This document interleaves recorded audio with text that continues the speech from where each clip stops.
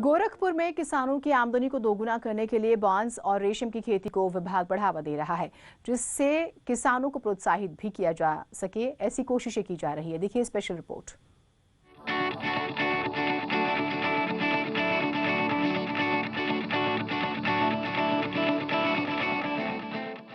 गोरखपुर में कृषि मेले के जरिए किसानों की आमदनी बढ़ाने के लिए बांस और रेशम की खेती के लिए प्रोत्साहित किया जा रहा है।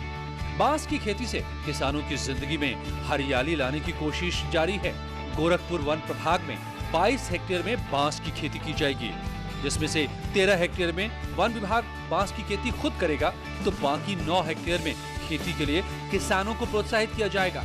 इसके लिए किसानों को 50,000 रुपए प्रति हेक्टेयर तक अनुदान भी दिया जाएगा। राष्ट्रीय बांस मिशन योजना के तहत गोरखपुर के कैंपियरगंज में कॉमन फैसिलिटी सेंटर की भी स्थापना की जा रही है, जहां बांस से बने फर्नीचर निर्माण की ट्रेनिंग दी जाएगी, जिससे किसानों की आमदनी बढ़ने के साथ साथ बेरोजगार युवाओं को हस्तशिल्प से जुड़कर रोजगार मिलेगा।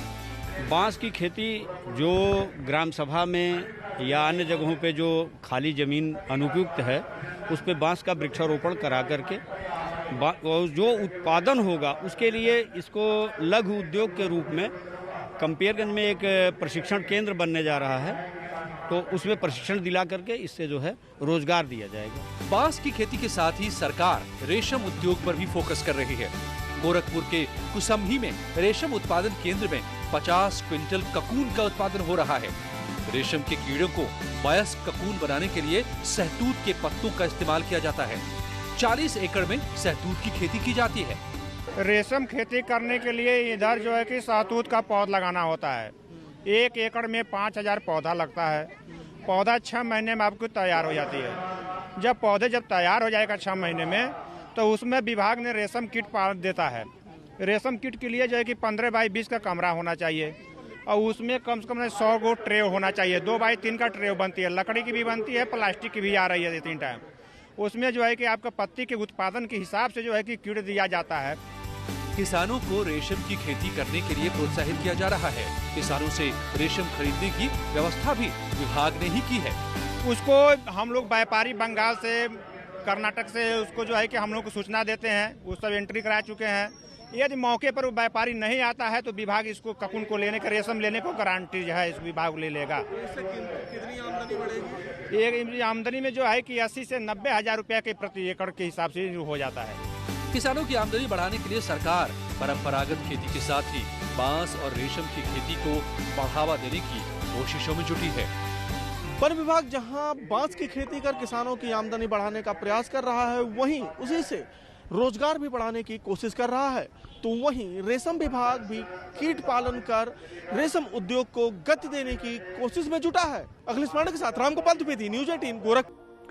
ब्रेक के बाद स्वागत है आप सभी का। मेरठ के फमफूड़ा की कई महिलाएं गोबर से कामयाबी की कहानी लिख रही हैं, जो दूसरों के लिए एक मिसाल बनकर उभरी हैं। इन महिलाओं के किस्से पंचायत में सुनाए जा रहे हैं। देखिए स्पेशल रिपोर्ट।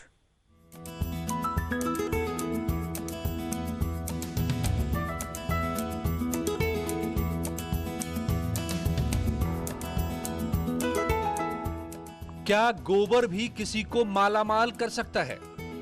जिस गोबर को डेयरी संचालक नाली में बहा दिया करते हैं, उस गोबर ने कई महिलाओं की जिंदगी बदल कर रख दी है। सुनने में भले ही अजीब लगे, लेकिन गाय के गोबर की बदौलत ही महिलाओं का एक समूह कामयाबी की नई कहानी लिख रहा है। ये महिलाएं ग्राम फफूंडा की रहने वाली हैं, मेरठ के ग्राम फफूंडा की रहने वाली हैं, और इन्होंने गोबर से ये पैकेट तैयार कर दिया। क्या आप यकीन करेंगे कि गोबर भी ऐसे पैकेट्स में कभी मिलेगा? ये गोबर के बनाए गए कलशी है और इसका उपयोग हवन में, पूजन में किया जाता है। गाय के गोबर को पैकेट बंद कर उसे दूसरे राज्यों में भी भेजा जा रहा है। एक पैकेट की कीमत 20 रुपए है। पहले जब महिलाओं ने गोबर की करशी बनानी शुरू की तो गांव में इनका मजाक तक उड़ाया गया, लेकिन इन महिलाओं ने हार नहीं मानी। ये हमने उपले बनाने शुरू करे। पहले तो हमने ऐसे करा तो लोग बाग हंसते थे, क्या समझते थे बिस्कुट है क्या नहीं है। लेकिन अब जब हमारा काम निकल गया तो हमारा काम बहुत दूर दूर तक फैल रहा है, बाहर उसमें। इसमें हम सामग्री वगैरह गंगा जल छिड़कते हैं, और ये हम औरों को भी काम दे रहे हैं। गांव में लोग बाग हंसते थे, कहते थे अरे इसका दिमाग चल गया, ये 400-500 रुपये का आदमी कमाने वाला और इस गोबर को पास रहा है। मैं हंस के टाल देता था, मैंने कहा हाँ बस ऐसी है। पीएम मोदी के आत्मनिर्भर मंत्र को ब्रह्मवाक्य मानकर इन महिलाओं ने गोबर से कामयाबी की कहानी लिखी। मेरठ में कृषि प्रदर्शनी में इन महिलाओं ने एक स्टॉल भी लगाया, जिसमें इस प्रोडक्ट को जिसने भी देखा महिलाओं के हौसले की जमकर तारीफ की। आमतौर पर गाय के गोबर के बारे में कहा जाता है कि भाई वेस्ट है, ये वेस्टेज है, इसको फेंक दीजिए। खासतौर से जो डेयरी संचालक हैं वो आमतौर पर गाय के गोबर को नालों में ही बहा देते हैं। लेकिन भाई साहब, जिस तरह से इन महिलाओं ने करिश्मा करके दिखाया है, वाकई में ये उदाहरण है कि अगर कोई चाहे तो गाय का गोबर भी हीरा बन सकता है, सोना बन सकता है। ये वास्तव में हमारे कल्चर है इंडिया की, जो इन्होंने करके दिखाया है। मैं इनके बगल के गांव का हूँ, बिजोली का। होता क्या है कि महिला जब कोई काम शुरू करना चाहती है तो लोग उसे टोकते ही हैं और उसे काम नहीं करने देना चाहते। महिला समूह की ये महिलाएं गोबर और पापड़ के जरिए खुद भी आत्मनिर्भर हुई हैं, तो दूसरों को भी आत्मनिर्भर बनने की प्रेरणा दे रही हैं। तो आपने देखा कि किस तरह से ये महिलाएं इस वक्त मिसाल बनी हुई हैं। और यही नहीं, ये देखिए पापड़ भी तैयार किए हैं। ये 20-20 रुपए के पापड़ हैं। 20 रुपए का ये भी पैकेट है, 20 रुपए के ये पापड़ भी हैं। पापड़ और ये करशी विभिन्न राज्यों में सप्लाई हो रहा है और इससे इन महिलाओं की अच्छी खासी आमदनी हो रही है। ऐसी महिलाओं को न्यूज़ 18 की टीम सलाम करती है।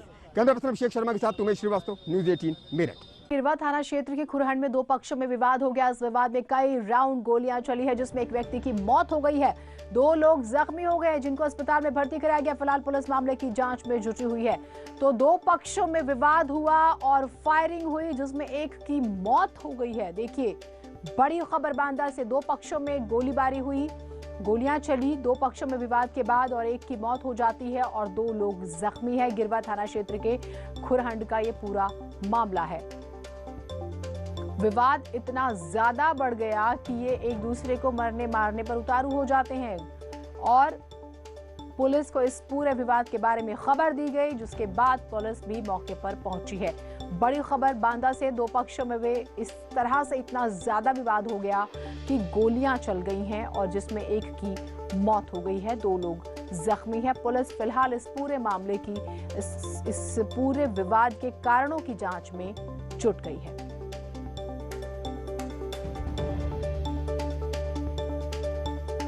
अंकित हमारे साथ, हमारे सहयोगी जुड़े हुए हैं। अंकित, ये पूरी खबर बताइए, क्यों ये गोलियां चलाई एक दूसरे पर इन दोनों पक्षों ने? जी बिल्कुल, बता दें, इन दोनों जो ग्राम प्रधान के चुनाव आ गए हैं उसी को लेकर के पूरा मामला सामने आया है। सीसी रोड बन रही थी, पूर्व प्रधान और प्रधान के बीच जो है ये घटना हुई है। प्रधान जो है, मौजूदा प्रधान, उसने जो है सीसी रोड बनवा रहा था, जिसके बाद पूर्व प्रधान के लोग किसी बात को लेकर के झगड़ा हो गया और फिर प्रधान ने, मौजूदा प्रधान ने अपने साथियों के साथ पहुंच के वहाँ कई राउंड फायर किया है। फायर करने के बाद एक गोली जो पूर्व प्रधान था उसके बेटे के सीने में लग गई है और 2 अन्य लोग घायल हैं, जिसमें से एक व्यक्ति पूर्व प्रधान का है, दूसरा व्यक्ति दूसरे पक्ष का है। कुल मिलाकर पूरे घटना में 3 लोग घायल हुए थे, एक की मौत हो चुकी है, 2 लोग घायल हैं, एक कानपुर रेफर कर दिया गया है। बहुत शुक्रिया आपका तमाम जानकारियों को देने के लिए। तो प्रधान, पूर्व प्रधान, प्रधानी को लेकर आपस में ही ये पूरा विवाद। खबर ललितपुर से है, जहां रेलवे की बड़ी लापरवाही देखने को मिली। यहां रेलवे को सप्लाई किए जाने वाली पाइपलाइन में लीकेज होने की वजह से लाखों लीटर पानी बर्बाद हो रहा है। इन सब के बावजूद रेलवे के अधिकारी बेपरवाह से बने हुए हैं। बताया गया है कि गोविंद सागर बांध की तलहटी के पास रेलवे की सप्लाई लाइन में लीकेज होने की वजह से लाखों लीटर पानी बर्बाद हो रहा है। बीते 1 सप्ताह से पानी बर्बाद हो रहा है। ऐसा नहीं है कि बात की जानकारी रेलवे के अधिकारियों को ना हो, बल्कि कर्मचारियों द्वारा उन्हें भी समस्या से अवगत कराया गया। इन सब के बावजूद लाइन की मरम्मत नहीं करवाई जा रही है, जिसकी वजह से पानी की बर्बादी का सिलसिला जारी है।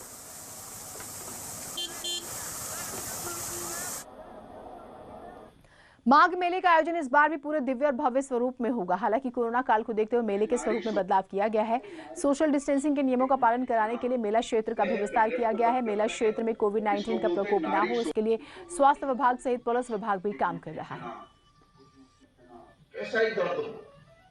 थोड़ी हल्दी मिला लीजिए, आधा चम्मच हल्दी। एक छोटा सा ब्रेक ले रहे हैं, कहीं मत जाइएगा।